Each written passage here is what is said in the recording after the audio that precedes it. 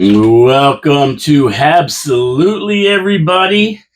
What a beautiful, beautiful, beautiful, beautiful, beautiful, beautiful day it is out there for hockey, John. Mais oui, le premier match de hockey aujourd'hui. Yes, of the year, of the season. And man, oh man, I can't wait. I'm telling you, I even got a video from Vinny this morning.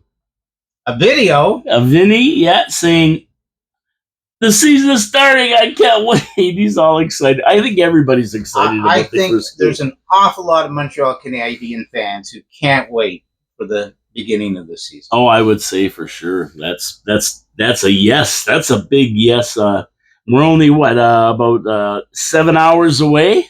Mais oui. Mais oui. C'est there. And away we go. So this is fantastic. Of course, this is absolutely. I forgot my sign, so you're gonna have to take my word for it today. And I'm Paul Calabir. Je suis Jean-Louis Filion. Jean-Louis Filion. Drew Deeks is absent. We're gonna put an A beside his name for today. And we are coming from the studios of 4680Q, downtown Niagara Falls, Ontario, Canada.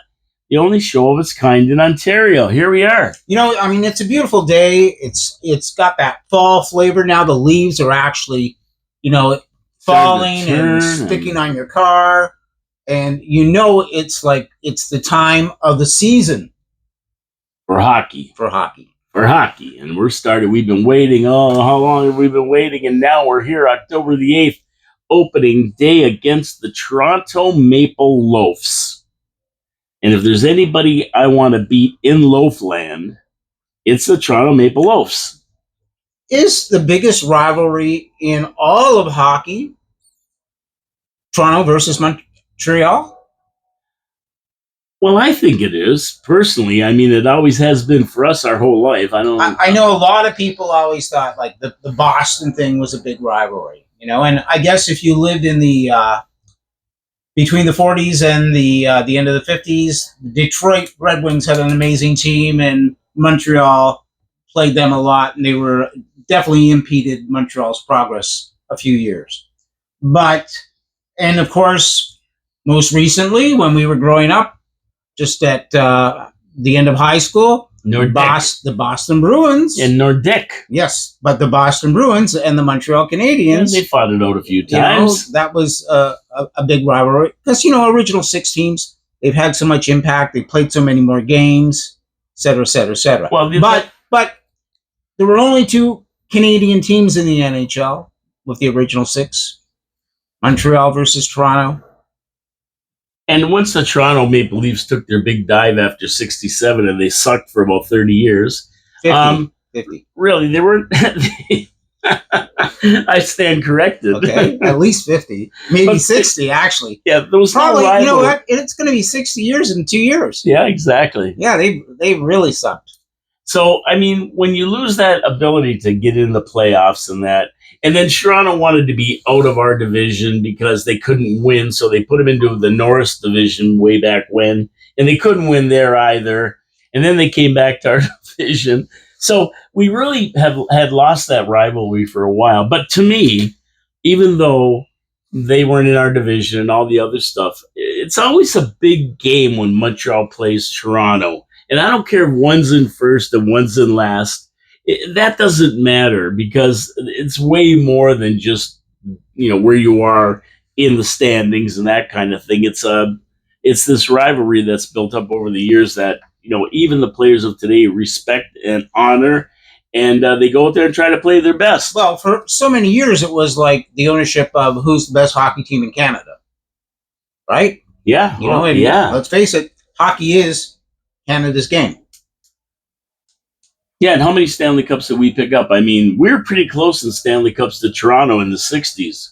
I mean, we had, 14 or 15 or... They're not even in the race. Now they're not even close. We're 24. They're still at 13. They haven't been in the race for years. Not since 67. They won that one, and that was the end of them. So, but this is an exciting night tonight, and that's what it's all about. And it's always good to go into Toronto and get that first win of the season like we did last year. Montembeault last stoned year, them. Yes. I think Montembeau got a shutout, 1-0 in that game. 1-0 in that game. 48 saves. Yeah, exactly. Almost a record for first game. I think actually Jacques Plante holds the record for the most saves first game with a shutout, which was 52, I believe, in 1956 against the Detroit Red Wings. C'est possible. C'est possible. And, you know... Vinny, you can check that one out. Vinny, you can check that one out. But yeah. In saying that, I thought about the game tonight, with Montembeau, and it's got to be exciting for him. He is, the starting goaltender for the Montreal Canadiens, definitively at this point. Whether you like it or not. And how can Monty live up to that game that he played a year ago? By doing it again? You know what? It's going to be very hard to replicate that, right? I mean, it is. I mean, he was right he was on the money because we went into the tank right after that game for the next 14, right? Yeah, we didn't have a good. The next 15 games were very brutal, tough. So we definitely don't want to replicate last year. No. So what I think tonight needs to transpire is that we win this game handedly. Yeah, we don't want to be giving up 48 shots. We don't want having to have Monty shut him out 1-0 to be able to win. It'd be nice to score 3 or 4 goals and win nice. Yeah, he doesn't need. We should be playing a game where he doesn't need to stand on his head to keep the puck out. We should be winning this game handedly. Yeah, and that should set the tone for the next 15 games as well. Yeah, and I'm just looking for Monty to have a solid game. I mean, he doesn't have to stand on his head. I just want to have a steady game. He doesn't let any easy ones in, and he just plays a solid game like you would expect from your first string goaltender. Absolutely. Right? And if he gives us that, we got to be happy. And now it's up to the players to go out there, and they got to put the puck in the net, because that's one thing Monty didn't do last year. He stopped every puck, but he didn't put any in the net. I don't think he got a goal. He didn't score a goal. So if he scored the goal, then why do we have we got the best guy ever? But that's what I'm expecting. The guys to go out there, put in a good game. First game of the season, win 3-1 or something like that. 3-1, 4-2, something like that. Even an empty net goal, maybe. Something like that would be fantastic, with Monty holding the fort while they go out there and pop in a few goals. Yes, and I'm expecting Montreal to basically, win the possession game. That they are controlling the game. They have the puck. They're determining what happens. Very, very, very important. Very important. 5-on-5 hockey, and we'll talk about this later. Yep. We're going to be talking There's about a lot of stress to that from MSL.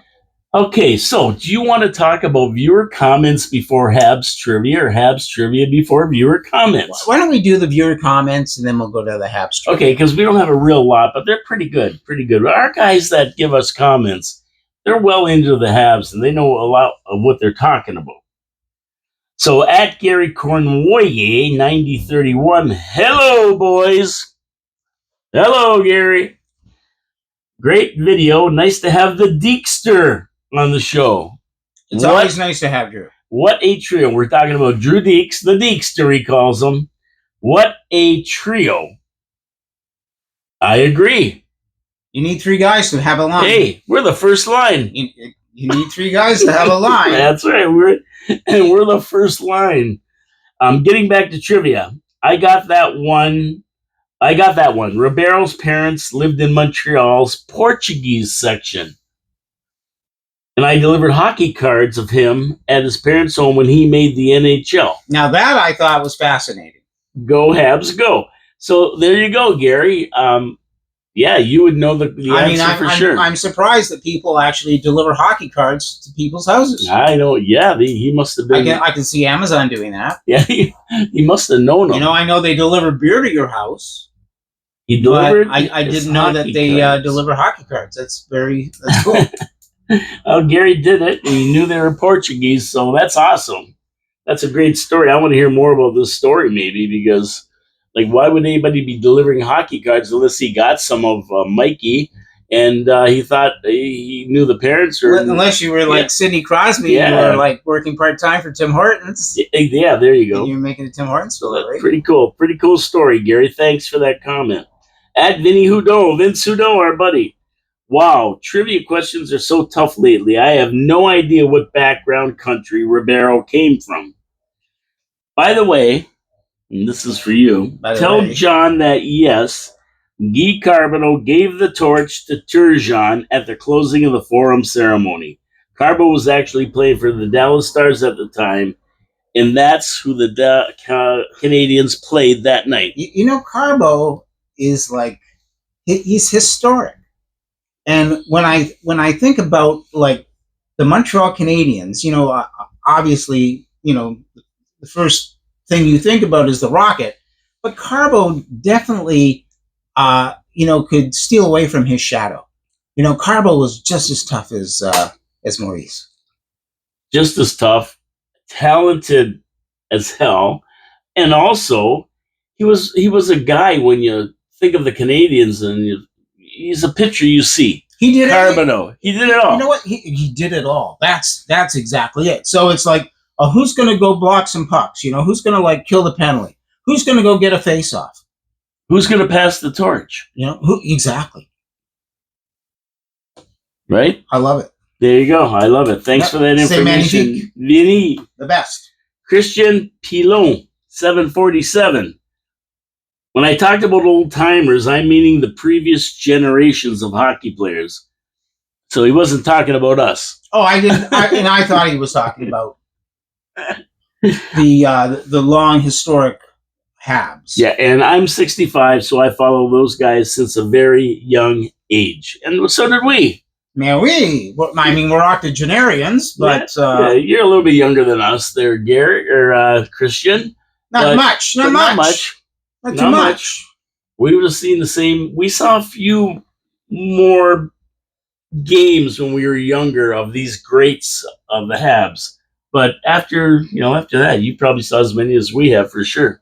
Man, I mean, really. I mean, who started watching the Habs when they were 2 years old? Not, I watched when I was 5, 4, 5, 6 with my father. Well, of course. And so I saw some of the greats at that point, at that age. That would have been 1956, 57. So I definitely saw the greats, Richard and everybody. What else? I mean, what else was there to do, right? There's like 5 channels on your television set. Nothing. Saturday night, cards. You play cards. You finish playing cards. Turn on the hockey game. Didn't come on till 9 o'clock anyway. Yeah, at 4 I was playing World Poker Tour. At 4 years old. So. Really? That's so cool. We get you, Christian. We get you. We weren't insulted by it, or we knew what you meant. If we didn't, then we were poking fun. We are proud old timers, and we're proud. We're glad we're old, and we're so fortunate and privileged to have witnessed those teams. Yes, the golden age of Montreal Canadiens. We saw it out, most of it. I mean, from those 5 years on, they were the best years of the Canadiens, and we saw all of it from the mid-50s. We saw so much of it. Yeah, we did. We're lucky. We're lucky because the kids these days, since 93, they haven't seen a lot of good Canadian teams. Canadians until this year. Until now. We're back. At Garrett Cornway, 9031. For me, Kapanen won his roster spot, and I agree with that 100%. With Demidov, the chemistry is there. They just have to figure out who plays with the two. Anderson, Florian, kind of player, a protector. You know what I mean. Yes, we do, Gary. Yes, we know exactly what you mean. And there's a part I wrote in here after the game Saturday and Sunday that I'll read. And kind of making a prediction, and it came out exactly. Basically, the two people that I thought were Kapanen and Veleno that played a good preseason were going to make it. The rest could go down, basically, and I think that's basically what happened. Mais oui. So there you go. Good comment, Gary. Thank you so much. Okay, that's it for comments. Now we can move to Habs trivia, and my goal now is to stump Vinny. We love you, Vinny, Gary, and Christian, and everybody else that's again, thanks for the comments. Keep Appreciate liking it. us. Yeah. Share the videos. Share. Subscribe. Costs nothing to subscribe to the channel. You help us out. You help us out by giving us a thumbs up. I mean, now the season started, so now it's time to really get down and dirty. Start talking about the Habs and sharing the show out to all your hockey friends. There you go. Let's go. Let's have a party. Everybody's invited. It's up to you to get them over here. Thank you so much for your support. We appreciate it. Subscribe. Hit the notification. Thumbs up. It all helps us to get more people watching, and the more watching, the bigger the party. Now, wait. Come on. Come on. Okay, so we know the rich history of the Habs and probably two of the most famous brothers that ever played for the team, other than the Jackeye brothers. Okay. Maurice the Rocket Richard and his younger brother, Henri the Pocket Rocket Richard. We know them, right? Maui. You heard of them. Maui. Has Drew Deeks heard of them? Yes. I think everybody knows the Rocket. Okay. But did you know they had a brother they called the Vest Pocket Rocket? What was the Vest Pocket Rocket's real name? Ooh, that's a good question. The third brother, who also played hockey,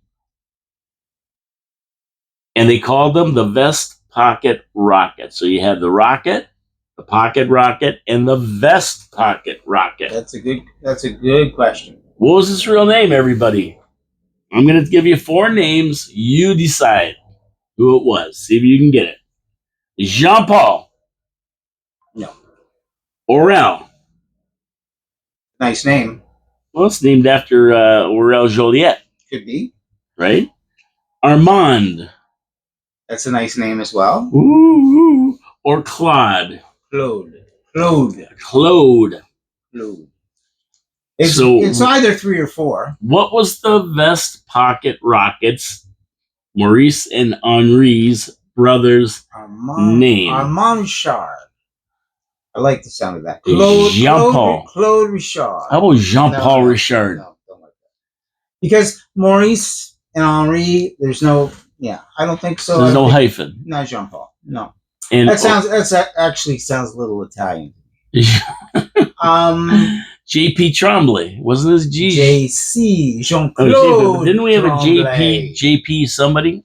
Well, I think we did. We may have, but Jean-Paul Parisi? J.P. Parisi. Was that it? Yes. Okay, there you go. I know we had a Jean-Paul on the team. Parisi. Aurel. I mean, that's named after Joliet. That's named not after the one. No. Armand. It's Armand or Claude. And you put an O on there, Armando. That's Italian. That definitely is Italian. That's Italian. Armando Gallo. There you go. I'm gonna say Claude. Not Claude. Claude Pronovo.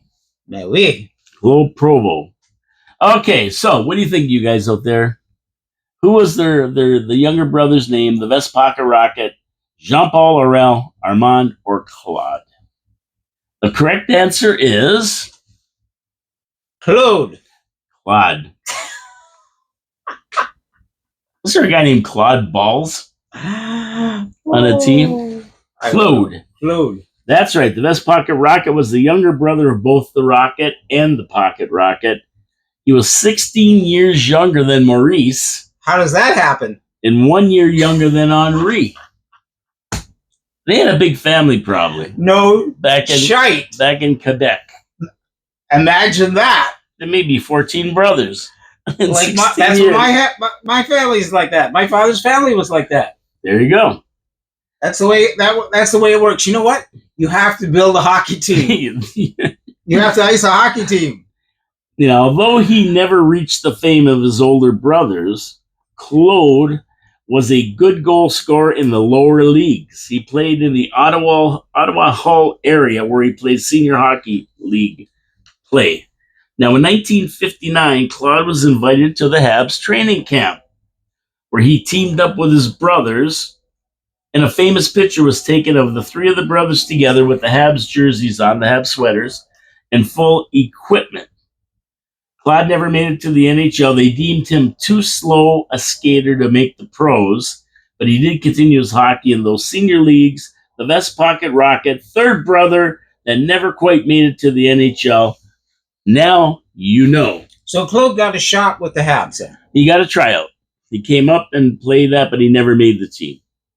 So they have a beautiful picture of him. Interesting. I have to find Henri. that. I have to see that. It's online. Yeah. Henri and Claude together standing in front of the boards at the Montreal bench, all together with the Habs jerseys on, Habs sweaters. Nice.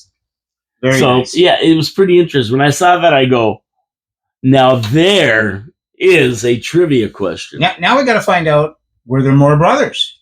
I don't know. You know, or was it all sisters? Or was it all sisters? It could be all sisters. Could be all sisters. I don't know. But that's great. That's a great story. But it's a great story. Is Claude still alive? Do we know? I don't think he is. Okay. Although he's 16 years younger than Maurice. Well, so he'd be the same age as Henri. Yeah, so it's possible he could be alive. I don't know. We'll have to check it out. We'll have to check that out. He's not young, but he's still could be breathing. Neither are you, but you're still alive. And I'm still alive. My mother's still alive. We think you are. I pretend. Well, that's an amazing thing. And think about that. Just think about the fact that a hockey team, a French-Canadian hockey team, having maybe 3 brothers on it. Like, phenomenal. Yeah, it's like the Plager brothers, the Hunter brothers. Like, there's a whack of them that happened. It's rare, you know? Yeah, like, you know, it'd be like us getting Cole Hudson. Yes. Or Jacques. Or Jacques Hudson. Yes. And I think there is another Hudson brother, isn't there? There is. I think there is 3 of them. There's Cole Hudson, Lane Hudson, and I think there might be another one. Jeez. So, but it says something to the whole idea of hockey in Quebec and playing, being French Canadian, winning. I mean, we won like 15 Stanley Cups over like 25 years. I think it was 30 years. It was crazy. I think it was 30 years. And there's a gentleman in Quebec named Brendan Kelly, and he just published a new book that came out a week ago. In English, it was out a year before, only en français, and it's called Habs Nation. And it's called A People's History of the Montreal Canadiens. And Brandon, he writes a column for the Montreal Gazette called What the Puck. And he also writes music columns in the Gazette. And he wanted to talk about how interesting it is that we have this small province, when you compare it to the size of North America, that continually contributed to having hockey players come from it who were French Canadian, and that they basically were in charge of the NHL, that they led the NHL as far as being the best hockey team for years and have won more Stanley Cups than anyone else and are probably the most memorable hockey team, if not the most memorable team dynasty in the last 100 years. Yeah, and it just doesn't end with Montreal Canadiens. I mean, you look at some of the great hockey players, Mario Lemieux or Rene Bourque. You look at some of these players that are all French Canadian, and you say, hey, like, there's something going on in Quebec with hockey. Absolutely. How can you not say that? And it also, there was something going on in Quebec as well at the same time, and that was a bunch of people who were really the first settlers of Canada after the native settlers who were already here. And they came in and they kind of got pushed around a little bit within the fabric of the entire country. And they said, they asserted themselves. And they, as much as the Montreal Canadiens were asserting themselves in the NHL, so was the province of Quebec within the country of Canada. Yeah, and if you watch the movie called The Rocket, you'll see that. You'll see exactly what The Rocket is about hockey, and Maurice Richard, of course. But the bigger theme is the prejudice and that against French Canadian players and the team in the NHL in those days. And this is why Brendan wrote the book, I believe, and he speaks to this whole linkage between French Canadian heritage and the successful Montreal Canadian hockey team. I encourage everyone to go out and buy the book and read it. I read maybe 5 or 6 chapters, and I've enjoyed it immensely. And I've learned some stuff that I haven't didn't know about before, or never even pondered. So we're going to try and get Brandon to come on the show maybe next week and speak for 10 or 15 minutes about hockey and the book and a few other things. Yeah, that'd be cool. We can get him in by phone. Exactly. We'll bring him in by phone, so you guys won't be able to see him, but you'll be able to hear him. Now we have a little interview with him. Okay, so Saturday night we played the Sens at the Bell Center. We lost 3-1, but you know what? I really am glad that nobody got too excited about this game because, we saw last year, Liney get hurt in one of these games, and I'm not a big fan of these games anyway. We had our first line out there. They skated. They got a goal. It was Caulfield from Slavkovsky and Suzuki or whatever. So that was great. But I didn't want him to get into any of the nonsense because the last thing we need going into this season is injuries. And we already got Reinbacher that's out now. And I think that's a big injury. Somebody else. Yeah, it is. It's a broken bone in his hand. Like Kirby Dach, we lost him. He lost a lot of experience. It's not so much that we lost him for playing in games as much as maybe the experience that he needs to, develop for his development so that he can be with the team and play up to his ceiling when he matures. Yeah, it set him back. And that's the same thing we're seeing with Reinbacher. And it sets you back, and sometimes too much at a certain level of when you have those development years, and it could play havoc with your future. What happened to Reinbacher? I was thinking of the slash on Demidov, but what happened to Reinbacher? Somebody hit his hand, I believe. Was it a puck? No, I don't think it was a puck. I think he took a stick to the hand. Okay, and it broke a bone. Yeah. Yeah, right on. Okay. Yeah. So yeah, that's right. You're right. That's the big aspect of these young players not getting time to develop their skills. And they can't do it on the bench. HABS or in the press box. Right, or in the back seat. No, no, that's right. So I wasn't too concerned about that game. I was just holding my breath so nobody got injured in the last game and we start off the season short somebody. So that worked out good. I thought Veleno had the best game of the bunch. Pretty well cemented his spot on the starting roster. And I wrote this Saturday after the game. The rest all going down for now anyway, with Kapanen and Veleno staying to play the opener against the Loafs in Loafland. That's what I wrote Saturday, and that's exactly what happened. The rest went down. And we lost Sammy Blaze. He had to go down, but he had to go down on waivers. So we lost him to the Toronto Maple Leafs. And the other guy that ended up in Leafland, but it had nothing to do with us, was Caden Primo. The Leafs need a goalie. Yeah, well, they got Caden Primo. They just signed Stolarz to a big contract. And they got Caden Primo down there now from, I think, Carolina he came over from. They put him on waivers. Well, the backup Leaf goalie, I think, is still having some challenges or issues. He's challenged. He is challenged. They're all challenged. So there you go. That's what happened to them. We lost Sammy Blaze, which, we picked him up. We didn't plan on losing him, but hey, shite happens. What are you going to do? We have an abundance of players. Yes, we do, and we're going to talk about that too. But for now, Kapanen and Veleno are in the starting lineup. And, when we look at the Habs starting lineup, I really don't have a lot to say about it. There's a lot of people saying this guy's got this guy, that guy, this line's wrong, that guy. You know what? Here's the bottom line for me, John. And you can say what you think about it. I really don't care. Our first line is set in stone, like Moses wrote them on the tablets. We don't have a problem there.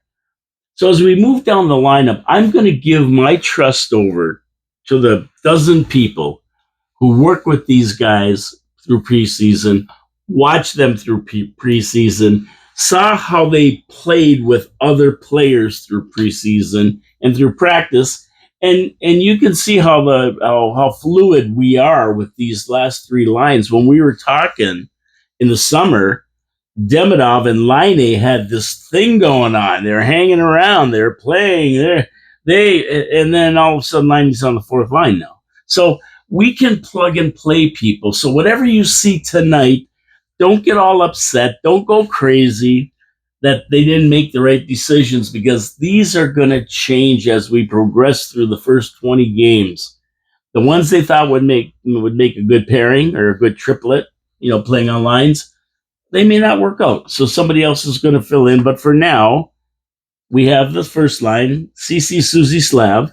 Then we have Newhook, Kapanen, Demidov. We have Bolduc, Doc, Gallagher. In line A, Evans and Anderson.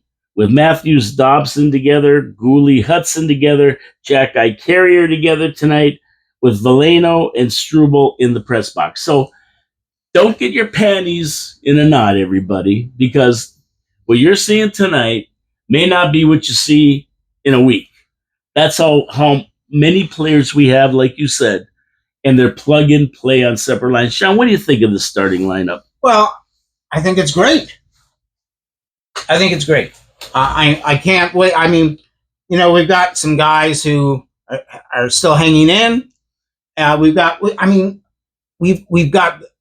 one of the best first lines in the entire league. We do. Okay, first of all, bar none. And then from there, I think what MSL is trying to do is concentrate on a hockey game. He wants 5-on-5 consistent play. So he doesn't want to say, I have a fourth line and I can only play them maybe 6 minutes of a game. He wants to be able to plug them in whenever he thinks that they can affect the flow of the game and have an impact. So, for instance, you've got your first line out there. The next line that comes out, that your opposition puts out, may be how you reflect in your choice of which is your next line. So it's not so much a combination of having line 2, 3, and 4. It's more a combination of B, C, and D with no value, but just a letter naming the line and saying, okay, this line I think has been doing extremely well over the last 10 minutes. I'm going to plug them in against this line, and I think it will give us an advantage in 5-on-5 play. And I think that's what MSL is looking. So each of those lines have to have a balance of offense, defense, 200-foot game, and knowing what to do no matter what is going on the ice. And he's trying to put those pairings together that work the best. And he's also telling people, if you work hard, you might get you have an opportunity to have more ice time. So I'm going to put 3 players together that I think play really well together. And if you continue to play really well, you'll get more ice time. And that's the bonus. And that's Rich. I think he also knows, one of those lines is going to get affected if there's if we get a penalty. Somebody's going to have to be doing the PK. There's another line that's going to be affected if we get a power play, because most likely there's an individual that with the number, what's his number, 91? 92? 92, that we're going to say, I think 92. You got to go out there and take some shots. Yeah, I think I saw he was on the second power play, not the first. So Demidov is on the first with Caulfield, Suzuki, and that Hudson. makes some sense, because that's where Caulfield plays in the same, wheelhouse. Exactly. So, and of course, in fluidness, that can change as well. You could see C at one point being on the second power play and Patrick being on the first. Exactly. So I think it's that fluid. I think to have that opportunity, to have that much depth of talent, to be able to play hockey like that and not have to rely on just one line constantly delivering for you, is got to be a thing of beauty. I mean, you've got to go, this is great. I have so much, so many tools to be successful with. Yeah, and I think that's what we've got to get away from, especially the press, because they're calling line A on the fourth line a demotion. But the way you say it, it's not a demotion because they're all three lines are balanced and even. And if you look at them, I mean, Kapanen, Demidov, and Newhook, you got speedsters, you got talent, you got skating. This is a decent line. It's being effective. But then again, Bolduc, Doc, and Gallagher are no slouches neither. And Galley has really stepped up his game. I mean, think about it. 2 to 3 years ago, sitting here in this room with you, we were discussing what could happen with Brendan Gallagher. Is Brendan Gallagher seen his best years? And after last year, and not only just last year, but the way he's been playing this year, Brendan Gallagher is a force. Yeah, he finished off the year before really good. He got 21 goals last year, and now now he looked fantastic in preseason. I mean, I don't think that line is just a bum line. You got a great center. You got Bolduc and Gallagher, and Gallagher's the digger. He's going to be in front of the net for these other guys. Doc's a huge guy, too. Absolutely. And Line, Evans, and Anderson. Well, Anderson is the ever ready, or ever, what the hell's that guy's name? The rabbit. The rabbit. Energizer Rabbit. Bunny. That guy, not the Bud Bunny there, the guy's playing at the Super Bowl. This is the real deal. Anderson. He's talented. Not like that guy. Line, Evans, and Anderson. I mean, Evans is a great center. He's great on the PK, and he can score. And Line on that line is going to get a lot of pucks from Anderson. I mean, this is good. None of these three lines can really be called the second, third, or fourth line. Any one of them could be anywhere at any time. It depends on what MSL decides he's going to do with them. Who do we need out there now? And that's the beauty of all this. You can mix and match any of these, and it's going to be hard to find a line that maybe won't work. That's how I feel about it. So that's why I'm not worried about it. Now, Matheson Dobson, great combo.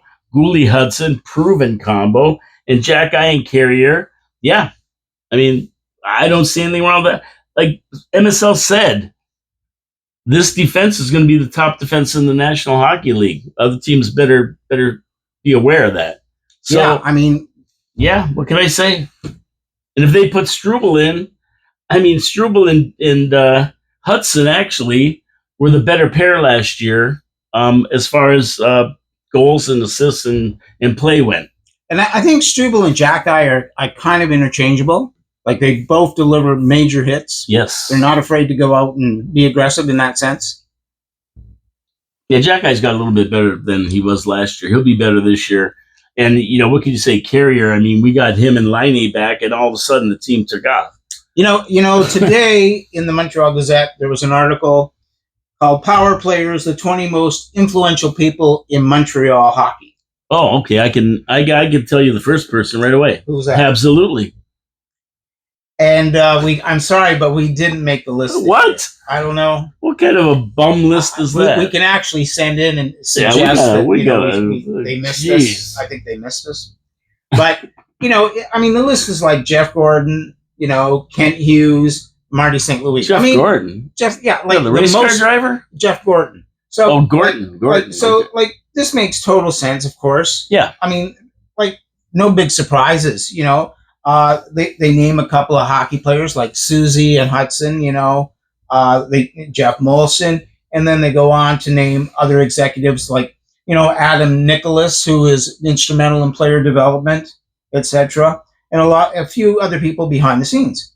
But to me, I think the most important people in hockey in Montreal right now are going to be the impact players. So this group of people have contributed to developing this team or putting this team together, comprising this team. But it's more important that the acquisition of Carrier, that Carrier himself has a better year than he had last year. And he had a great year last year. So now we have Carrier from the beginning of this year. What more impact will he have if he plays 82 games or a full season with us? Great point. We have a guy named Alex Newhook, who now has been with the team for 3 years and has really started to play a better brand of hockey. He could have a huge impact if he increases his output by 50% as compared to last year. He'll be at 20 goals. And he has the ceiling to do that. We have another player named Brendan Gallagher, who we just spoke about, who is actually ramping his game back up from what it was maybe 2 to 3 years ago. And then we have a guy named Slavkovsky, who we take for granted because, he's on the first line. He's on the first line. But Slavkovsky has had slow starts to both the previous 2 seasons. If he can be in line with Caulfield and Susie right from the get-go, I mean, this line could just blow up the NHL. Oh, yeah. And Slavkovsky's in his 4th year, and a lot of the pundits were saying that guys like Slavkovsky, Lafleur, these guys like that, they usually take around 3 or 4 years. Their 4th year seems to be when they really, really break out, and they have phenomenal years. So they're looking to this year for Slavkovsky. Not that he didn't have a good year last year. He had a great year. But this year could be just that much better. But yeah, if you look at the first 20 games for Slav or the first 30 games, not so great. No, not so good. So these players could have huge impact in making that team that has 100 points, not a problem, winds up right away in the Stanley Cup playoffs. There you go. And that's what, and to me, that's what's important with Montreal hockey are those players. Yeah, and I think you're going to see some really surprising results by the end of the year with a lot of these guys. We're not going to be fighting for a playoff spot the last game of the season. I'm thinking these first 20 games, we should be able to win 13 to 15 of them. Well, and not only that, set us up. Think about there's 2 players that were not even on the team last year that we're starting with, and that is Bolduc and Dobson. Yes. If these players deliver what everybody believes they can deliver. And we didn't start with Laine last year neither. Look out. That's true. So there's another guy we're going to see on the ice here. So and we didn't start with Doc last year neither. And we also have a backup goaltender who is solid. Yeah, Dobish has been fantastic. Because the other thing we face this year are 17 back-to-back games. Yes, we do. Okay? And already MSL has said, well, Dobis will probably play at least 17 games this year. Yeah, and he will. And he'll play more, obviously. But that's important. That's so important that those 17 games, we have a goalie who we can ice and will give us the confidence that we can win both of those back-to-back games. Which we didn't have last year when we Caden Primo didn't attain what we wanted him to attain with the Montreal Canadiens. And so at times we really stretched Monty thin. We did, because we didn't have faith in Primo. Once Dobish came up and he won those 5 games or whatever he won there, then we had a lot more confidence. And he looked even better than last year. And so again, we have Dobis at the very beginning of the season. We have him for all 82 games. That's going to be a remarkable difference as well. It is. So, and what did Whammer tell us? Whammer? Who's Whammer? Whammer. Wamsley, yes. Wamsley. Yes. He said a goalie has to play a third of those games. Yeah, we had Wamsley in here. And Rick Wamsley. Yeah, he played for the Habs back in the early 80s, and he said, you've got to win a third of those games. If you can win a third of the games that your backup goalie plays, you're in good shape. So there you go, right from the Whammer. Absolutely. So I think there's so much to be excited about. Now, we'll see what happens tonight, because that's going to be more to talk about than right now. We're just playing games with people in that, right? But what about LJ Mooney? Fans are texting him, and he's excited about playing with the Habs. He said he's going to tear it up in college hockey in the U.S.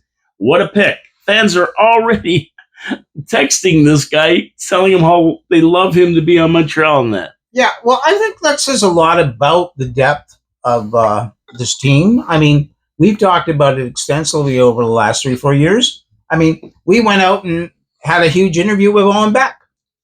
And Owen Beck, to his credit, had a great training camp, definitely improved, but it is on Laval Rockets right now. And I believe that will change. I believe one day Owen Beck will be a Montreal Canadian. I think he will. And all the guys that went down, actually, to be honest with you. What about Engstrom? That kid had a great training camp. Absolutely. What about Jackeye? What about Florian Jackeye? I mean, we have so many players that can come up and plug in, and we're going to need them because don't think this season is going to go with no injuries. Things change. People change. Times and faces change. What's that? I thought I'd just break out in song for a minute here, right? We got a guy washing the windows here, so if you hear weird noises, it's because guys washing the windows. But I think we've got some exciting hockey to look forward to. We do. And you know what? Michael Hage. Well, like I say, we can go back so far. 7 points in his first 2 games in Michigan. You got to love it. And leading the league right now. Laval Rockets start their season on Friday night. Yeah, 2 helpers, 2 goals, was named second star of the week. C'est très bien. How about Alexander Zarkovsky? Is he playing in Russia? He's playing in the KHL, and last game got 17 minutes, 49 seconds of playing time, 4 minutes, 38 seconds on the power play, and a point and a shot on goal. Has 3 points in 2 games. And he's 19? Yeah, this is a good one. He's 19. Demidov approved, he said. Unbelievable. It's unbelievable what we have in the vault. Yeah. You know? I mean, it really, really is. It's fantastic. I mean, and we're set up for a dynasty. Definitely. And now I think there are players like Gooley, Slafkovsky. They're all starting to realize, okay, it's now time. No more talk. Let's walk the walk. It's like show me, don't tell me time. You know, a lot of people, we've been talking and talking. Show me, don't tell me. And we're going to see that tonight. And I think that's where this team has been at, because we spent, I don't know how many players who don't live in Montreal spent the summer in Montreal playing hockey. Lots. Joe Velino, he got picked up by the HABS. Demidov. He got a call. He got a call from, I believe, Gooley. Gooley calls him up and says, "Hey, what are you doing this weekend?" And this is in the summer. He goes, "Well, I'm not doing anything." He goes, "Why don't you come to Oshega, the music festival, with us?" And that's exactly what they did. And that's right away when Joe realized, like, this is a team. I'm on a team. Like, we're a group of players. We are a team. And so you've also got that going on as well here in Montreal. And so, back to, Brendan talking about how special it was to have French Canadians playing for a French Canadian hockey team. I think the French Canadian people are developing that culture that extends from just being French Canadian. And I think that's extremely important. They're welcoming other people come and play hockey in Montreal. Finally. Because we know this is the best place to play hockey, and we deserve to have the best talent playing, and that will lead us to the Stanley Cup. Beautiful. It's beautiful. It's a beautiful thing. Now, there's one other thing I want to talk about before we leave today here. Okay. I want to talk about Lane Hudson's contract. Now, we saw his, what's his name there? The guy with the $17 million contract. I just had his name here. Connor McDavid. No, he signed for $12.5 for 2 years. He took a discount for 2 years to see if Edmonton can win a Stanley Cup. Drew Deeks' buddy, Kaprizov, $17 million a year for 8 years. And so what I'm thinking here is this going to affect what Lane Hudson wants, especially that Kaprizov contract. I mean, we could have got Lane Hudson maybe a month and a half ago for $9.5 million for 8 years. We never signed him. I think he's going to want a little bit more now, seeing these other contracts. But the one good thing that happened, and it shouldn't make a difference, but was McDavid signing with the team, staying with the contract he had. He could have went up to, who knows, 13, 14, 15 million. The best hockey player in the world right now. Connor McDavid wants to win a Stanley Cup. He wants to win a Stanley Cup with Edmonton. He's given him 2 years. But that's good because Hudson's looking at it now, maybe not so much as how much money, is that I see something here. And I want to stay. Now, it's easy for McDavid because he's already worth $100 million.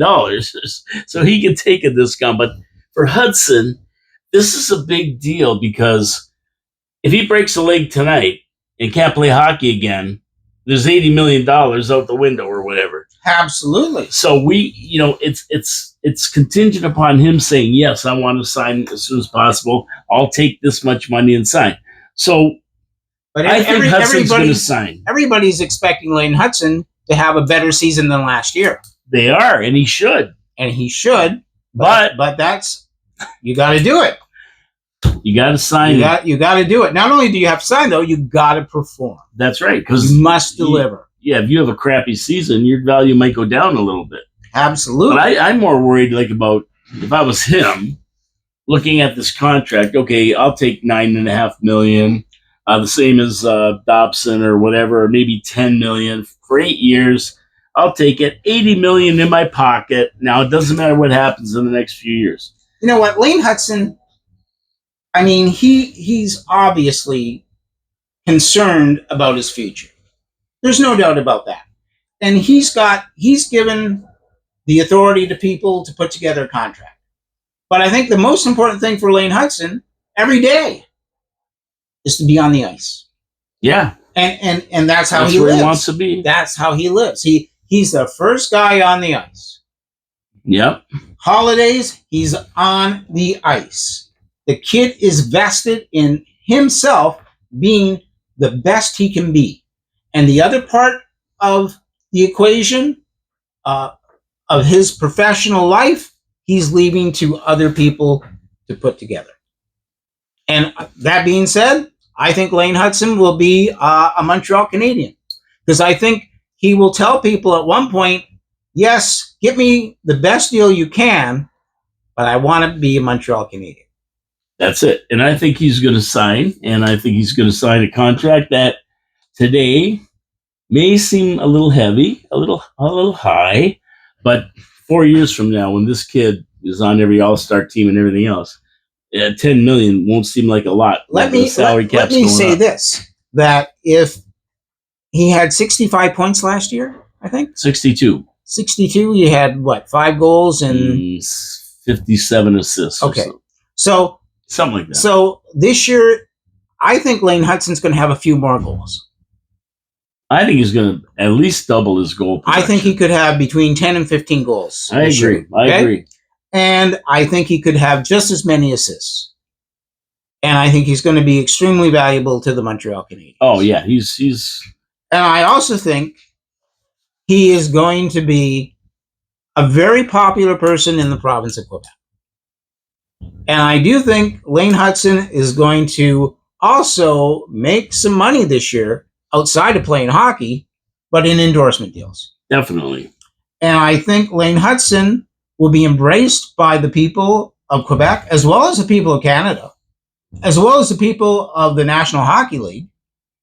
And Lane Hudson will do okay with endorsements and will also have a very lucrative contract.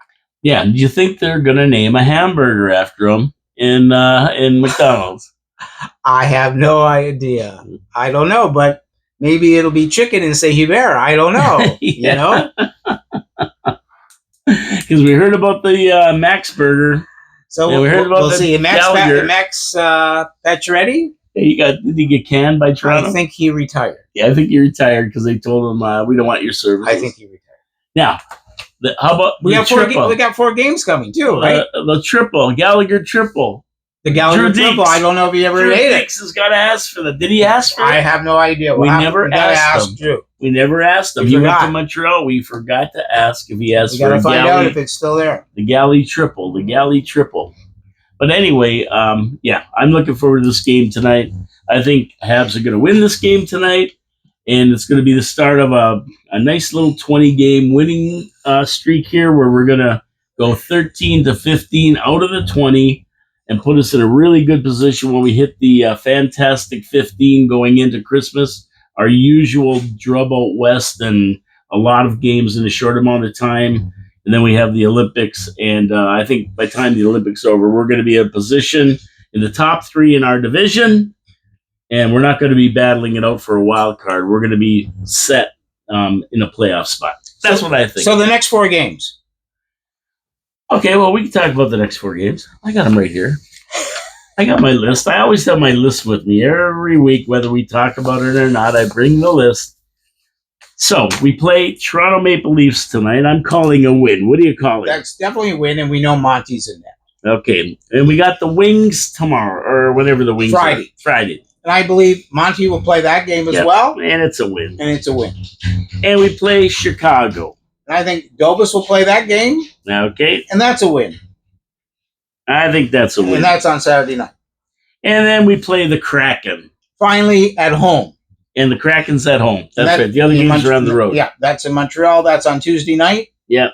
So, and that's a win, and Monty is the goalie. And I'm calling a win as well. So I'm thinking we're going to start the season 4-0. off with a bang. And that's what we need to do. There you go. And there's no reason that Montreal can't beat these 4 teams. There's no excuses. If Montreal plays their best hockey that they're capable of playing, and everybody does their job, we'll win all 4 games. And we get not spectacular, not all-star goaltending from Monty, just solid, steady goaltending, and not letting any crap goals in, and just being on the puck all the time, head in the game, aware. Everybody plays the best hockey they can play. And that's it. So there you go. Simple. 4 wins in a row. Talk to you next week, because we'll be celebrating 4 wins in a row. It's going to be great. It's going to be great. It's going to be a great week. Oh, excuse me. You're getting emotional. I'm getting emotional. Vinny, I'm thinking of Vinny. I'm getting emotional. Vinny! 4 wins in a row. Take that to the bank. Bet every game. Go Habs, go. We're out of here. Now we And Garrett Cornwallier, you know we can do it. can't wait till tonight. It's going to be fabulous. Really looking forward to it. Christian Pilon, 747. You remember the glory days. You're 65 years old. We're going to do it again. Go Habs, go. My name is Paul Calamere. Jean-Louis Filion. We're in the studios of 4680Q, downtown Niagara Falls, Ontario, Canada. We're Habsolutely. See you next Wednesday. Everyone have a great game tonight. Bring in a bottle of champagne to celebrate next week. The 4 wins. God bless you all. And we'll be here. Promises made, promises kept. See you next week. Wave goodbye, John. Ciao. Wave goodbye, Ciao, John. ciao. Wave goodbye.